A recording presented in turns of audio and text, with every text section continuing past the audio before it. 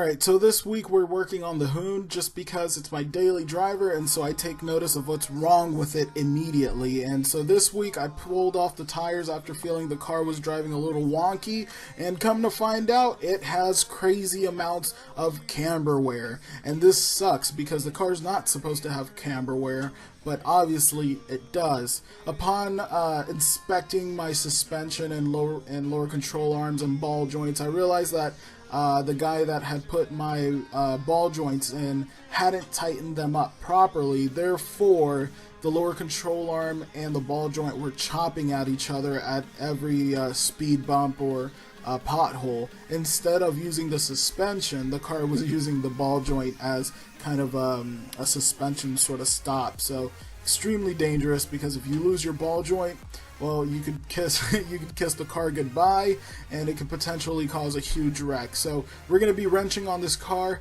and kind of seeing what's going on, and just kind of repairing and replacing anything that needs repairing or replacing. So let's get started.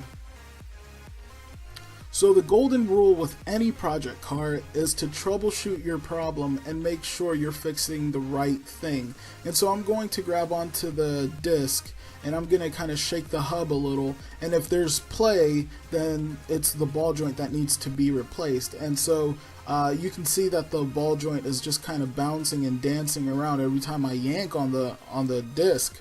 And so basically that has to be replaced, because not only has it been taking a beating, but also it's been under heat, it's been getting cold, so it has heat cycles, and it's not the safest thing to keep driving on, especially after I drove on it for maybe 3,000 miles.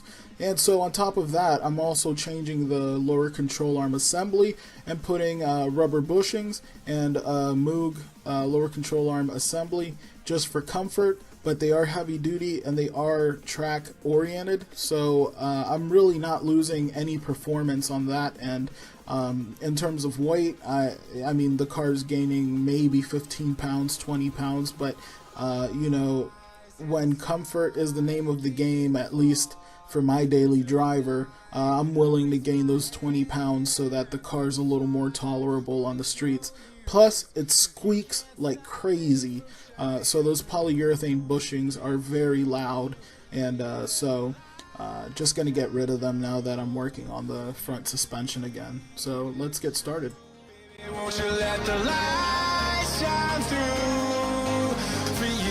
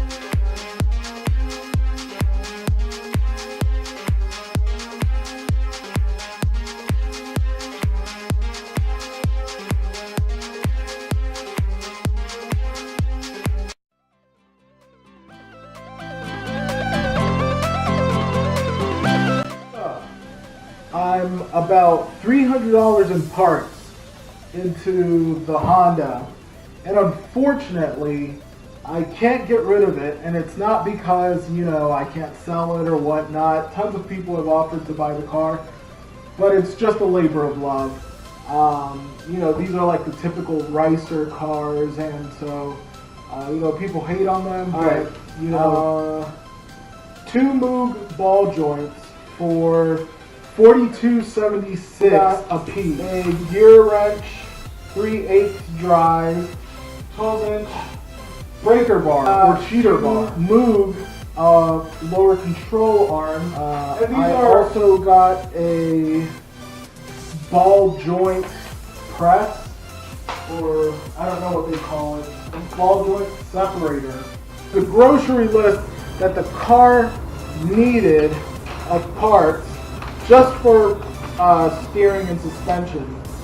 And so on one ticket I'm looking at $25.70, and then on the other ticket I'm looking at $287.39. So roughly around 300 bucks, 320 bucks. So that's that.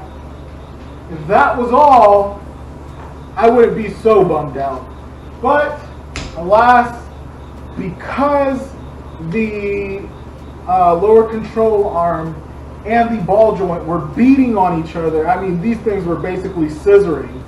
So I got a Momo steering wheel for the junker, and I got it for like 40 bucks. It's a little beat up from the top. I guess the guy kind of drove it thug style, which not really my style. So a lot of people ask me, Tom, why are you dumping so much money on that Honda Civic? It's slow, it's ugly, it's old, you have a brand new car sitting right next to it, my 2017 Ford Focus ST. Why don't you just dump that money in that car? And it's simple. Someone already built my Focus ST. It's reliable and it's fast. Fast enough for me at least. But this Honda Civic, I got this Honda when it was a rusty pile of bolts. It was so unreliable, it was so sketchy and so ricey, and I remember that this car was held together with chicken wire. The exhaust system the muffler would scrape on the ground, and I remember this one time I was flirting with these girls in this other Honda, and they had a much nicer one than I did, but I was flirting with them and we were hooning through the twisty roads and all that, and I was keeping up with them and we were just having tons of fun, and out of nowhere in mid-corner, my muffler blows straight off the car. It rusted right off and it created the loudest rattle, and it was so embarrassing, and the car got super loud. I swear it rattled the fillings right out of my mouth, but you know what? It's those memories that make this car worth it. And it's wrenching on this car and making it better, more reliable, and making it so good that it surprises people when they see it and they drive it, that makes it all worth it. And it's not about what the car is becoming, and it's not about what the car can become and what its potential is, but it's about the bond that you make with your car. This car single-handedly made me a car enthusiast, and this car single-handedly taught me about compression ratios and exhaust systems and aerodynamics and intakes and cooling temperatures and all that stuff. And I'm by no stretch of the imagination a mechanic, but this car taught me the bare essentials. The essentials to keep it on the road and keep it running. So whatever you build, guys, make sure you build it the way you want to build it, not to someone else's standards. And you'll see that as the car is transformed and the car keeps getting better and better, so do you, so does your craft.